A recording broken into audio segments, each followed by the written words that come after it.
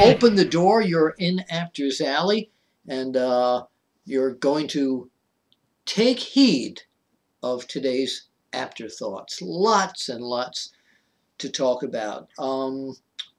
Before we get into all my thoughts here, and I got a lot of thoughts. Some of them I won't even be able to fit in today. But in the mail today, I got the latest issue number 86 from England of Fighting Spirit magazine. Big fan of this magazine, and of course I do some work for them. And my good friend Brian Elliott is the editor. And you see Randy Orton on the cover, but beside the contemporary guys and some MMA stuff in here and reviews, it's a sensational issue.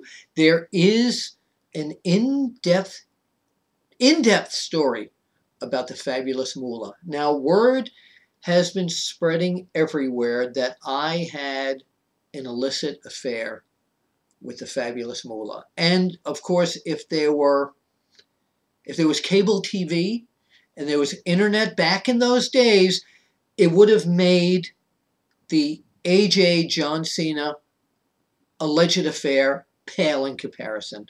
So I have no comment. Moolah, well, I will comment. Moolah and I were only friends. That's it. That's all I can say. So, all right, let's move on from Fighting Spirit to behind me. People are always asking me, where can they get this poster of Vince McMahon, the puppet master there, over hundreds and hundreds of wrestlers. Iconsofwrestling.com. Check it out. You could see how the genius Icon came up with this and made it. It's a really, really great, but you can't see the whole thing here, but it's incredible. Last but definitely not least, I am enjoying a book more than any book I have enjoyed in a long time. Two wrestling historians, Steve Johnson and Greg Oliver, have put out this great book, Heroes and Icons, the Pro Wrestling Hall of Fame. It's an incredible read. It's put out by ECW Press. I urge you, right after you watch this, to go to the website of ECW Press and see how you can purchase this. Actually, you can go to Amazon.com and get it. Heroes and Icons, the Pro Wrestling Hall of Fame. You can get exercise. This thing is so. Let me see how many pages this is. 546, 546.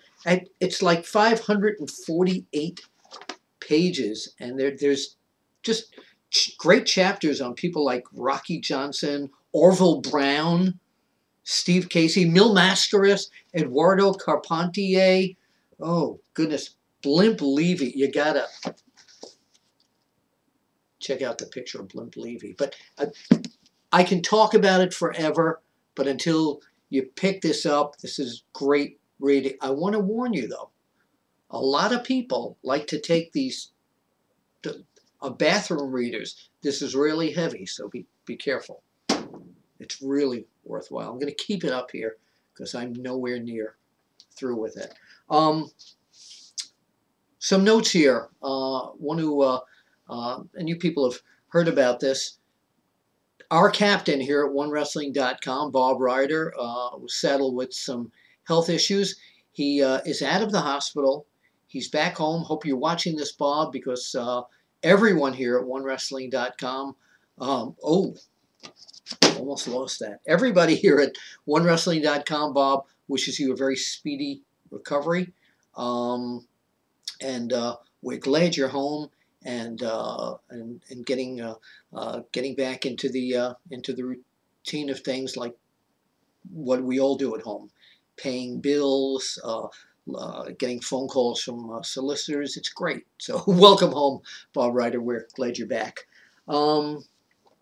Something that I mentioned that I was going to talk about.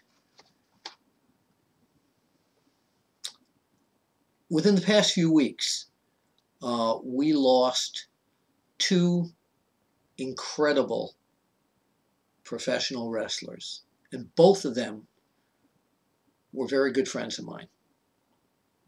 Of course, I'm talking about Mike Graham and Brad Armstrong. Both their deaths totally shocked me, shocked all of you, I'm sure. They had so much in common. They both came from incredible wrestling families. Mike Graham, the son of the legendary Eddie Graham.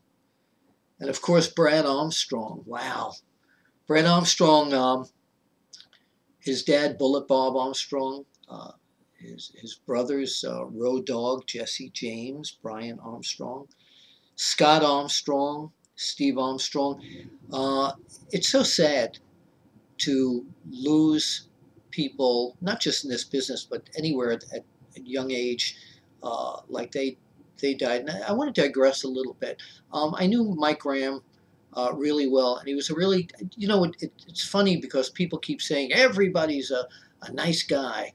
Well, Mike Graham really was a nice guy, and it was a pleasure to see him. And there were many times when I used to travel down in Florida when Mike was a youngster, and I would see his dad Eddie Graham training him, and he came up in the ranks, and it was just so great to see what a career he made out of professional wrestling. And same with Brad Armstrong. Boy, Brad Armstrong, the story I love to tell about him. Brad was beside being a great technical wrestler, he was so much fun. He was one of these guys that everybody liked. You won't hear anyone in the business say anything bad about Brad Armstrong. And one of the things Brad and I, whenever I was on the road and saw him in Georgia and every place that we traveled, he liked to do voices. And if you know me, I like to do voices too. But our favorite one was Jerry Lewis, who was the original Nutty Professor, not Eddie Murphy. Jerry Lewis, the original Nutty Professor. And when he and I would see each other halfway down the hallway in the dressing room, we'd both get our glasses and we'd start yelling. This was the Nutty Professor thing. And one time I had these buck teeth. And I go, actually, Brad. And he'd start screaming, actually, Bill. And we had so much fun doing imitations of Jerry Lewis and the wrestlers. And what a great guy he was. I used to joke with him, his trunks and his boots all said B.A. I said, why are you stealing my trunks and boots? Bill Apter, Brad Armstrong. Just shocking. And I'm going to miss him. And Mike Graham so very much. So this issue of Apter's Alley, Apter Thoughts, is dedicated to both Brad Armstrong and Mike Graham. Our condolences go out to their family, friends, and of course to the legions of fans that both of them had. So, okay, let's move on here. See what else is going on. All right. Boy, I will tell you, I've got my my other computer right here, because I came armed.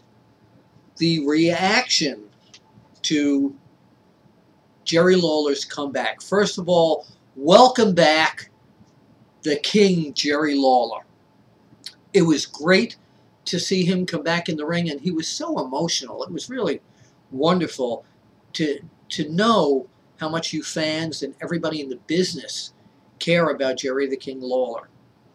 And during this very emotional time, the theme music on Monday Night Raw came on to CM Punk and Paul Heyman.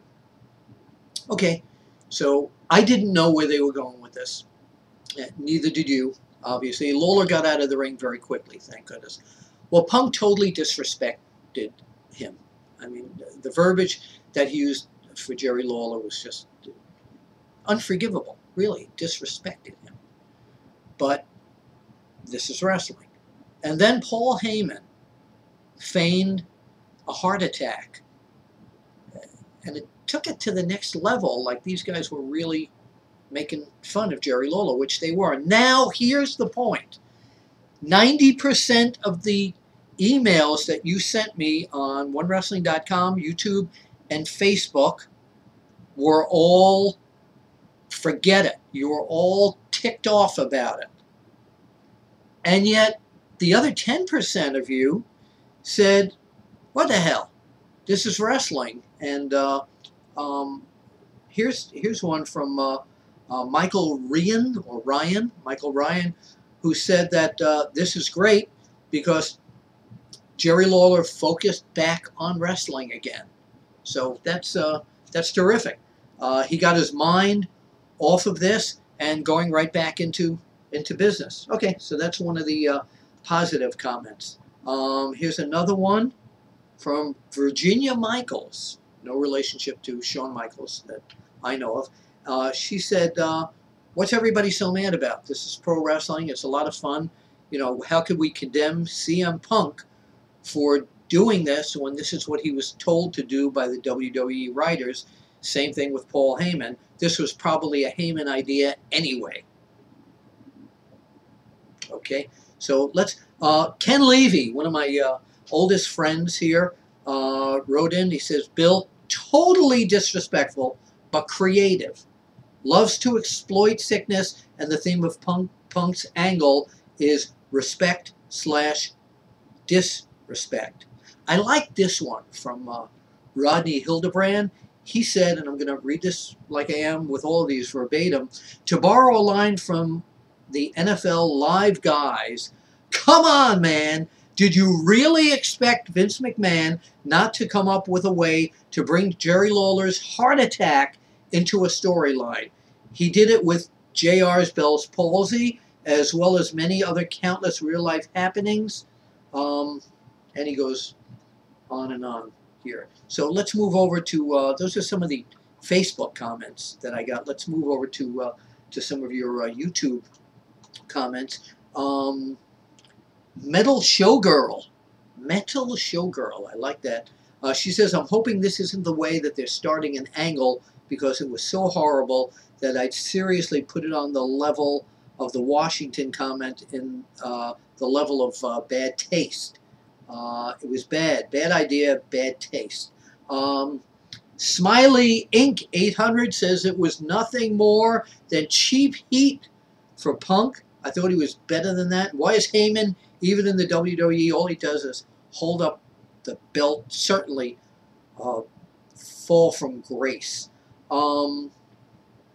Clutch Killer 1, compelling story, very good. Okay. One fan, I love this guy's handle, one fan of John Cena, pretty good storyline, he said. From S. Prano, 1972, I don't think you got the memo, Bill. Wrestling is fake. Let's go to Never Me, and to Fade. I think it was very disrespectful to legend Jerry Lawler, who almost left us for good after suffering a massive heart attack and being clinically dead 20 minutes. I can't believe that Lawler himself was 100% comfortable with this. So let's stop right there. Let me put this aside now. Jerry Lawler being 100% comfortable with this. I would think that if Jerry Lawler didn't want to do this, he wouldn't do it. He's at the point of his career where he's an iconic figure and he can say no, and he doesn't have to do it. So again, most of you said it was bad taste. I'm still open for more comments for our next segment here on Afterthoughts, Apter's Alley. What about me? What about me? Well, this is a tough one because I'm looking at this two ways. I had a feeling it was going to happen. I had a premonition that something like this was going to happen because it is WWE and it is pro wrestling, and the anger spewed by the people at CM Punk and Paul Heyman leading to the Survivor Series, is that going to translate into more tickets sold? Now, most of you people watching this are quote-unquote smart fans. But think of the people who just watch it and don't go on the internet and look for this type of information. The kids, especially, they're going like, man, I hope now that John Cena and Ryback kill CM Punk. they're angrier. So is it going to make for more viewers? We'll have to see what kind of taste this leaves in the ending numbers of the buys of this particular pay-per-view. So let's move forward now to the Survivor Series. Last night also, by the way, depending upon when you're watching this, Ryback absolutely destroyed Brad Maddox. I mean, I was getting up from my chair. My back was hurting from all those power bombs that Ryback was putting on Brad Maddox. I mean, you really talk about somebody brutalizing somebody. You talk about what they call a shoot. That sure as hell looked like one last night. Brad Maddox has got to be hurting. That I'm wondering if it's the end of his career, of course, in WWE, or maybe he'll come out next week all bandaged up. Maybe he will sue the WWE. I mean, this is really quite a beating that Maddox took. I mean, he's a little guy. Don't you think he looks like Eric Bischoff? I do. In the face. The face. I think he looks like Eric Bischoff. Okay? Well, you know something, brother. There's only one Eric Bischoff, man. Thank you, sir. Didn't want you to see my lips moving. Okay, so the wow, Hulk Hogan versus Stone Cold Steve Austin. Never happened, right? We're waiting for it. Not tonight. Got to sign the contract, guys. Anyway, so the Survivor Series. Stop staring at him like that. The Survivor Series coming up. The main event, of course, is Ryback versus John Cena versus WWE champion CM Punk. What would I like to see here? Jerry Lawler get revenge, trip out CM Punk, allowing one of the other two guys to pin him. Now, I don't know. This is just my feeling. I think Ryback needs to be champion. Okay, you're all out there going, oh, Apter, how can you say that? I just think that he would be a good champion at this point. CM Punk has been a really good champion, really has. So I'm not, is he the best in the world? Debatable. He's not going to get me to say that. John Cena with the belt again? I don't know. Can you see that? I can't see that. But I think it's Ryback's time. I don't think they should keep going on, and Ryback should not lose his edge at all. Okay? So my pick for that match, and I could be wrong, is Ryback. I will be at the King of Prussia, Pennsylvania Fox and Hound restaurant, watching it on the big screen on pay-per-view. It's free. You can come there, but they have great burgers, beautiful waitresses, handsome guys. I see that I gave you, but it's a great place to watch the pay-per-view and join me. Come on down. Let's talk a little TNA. That TNA wrestling, okay? Their Turning Point pay-per-view. Congratulations to Jeff Hardy retaining the World Heavyweight Championship in an incredibly brutal and complex match against former champion Austin Aries. Of course, Hardy's next challenger right now will be James Storm. So what I like about TNA is all their guys are, it's just really good competitive wrestling. We're not talking about the skits and all this kind of stuff, but it's really competitive wrestling there. Aces and Eights still causing trouble there, so I'm anxious to see what's going to happen right now. Brother Devon really surprised us there, and Doc being one of the guys from Aces and Eights. Interested to see where this takes us and what he's going to do about it, and what he's going to do about it. Got that baseball bat. You better watch it, Aces and Eights. Before we leave this particular edition, again, lots to talk about here. The Nigerian Nightmares. You people know I have a soft spot in my heart for them. Did many videos with them. Go to YouTube and or onewrestlingvideo.com. The number one, onewrestlingvideo.com, and search the Nigerian Nightmares. We did some great bits, one in a bathroom, one running the rocky steps. And they're such nice guys. They really are. Aaron Gainey, the real big Nigerian Nightmare. Yeah, that's his name, all right? I'm not breaking kayfabe. That's his name. So he was admitted a few weeks ago into Abington, Pennsylvania, the hospital, Abington Memorial Hospital, and he was in a coma. He was in a coma.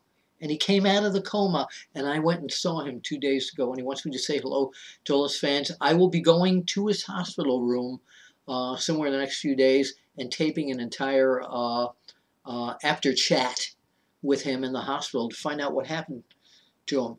If you would like to send him a get well card, go on the internet and look up Abington Memorial Hospital in Abington, Pennsylvania. The address is right there, and send him a card. He'd really appreciate that. And make sure you write it down the bottom in his own language that you put ga, ga, ga, ga, ga, ga, ga, because that's what he likes to say. That's about it. Apter's Alley is closing the door for a little while. We'll be back in a few days. Don't forget Heroes and Icons. Great reading. You got to read it. Fighting Spirit magazine. And my guy back there, Icons of Wrestling. This is Bill Apter. Thank you for being here in Apter's Alley. And the Lawler bit with CM Punk, Paul Heyman still taking comments. Send them in. I'll see you, and you at the matches. Thanks.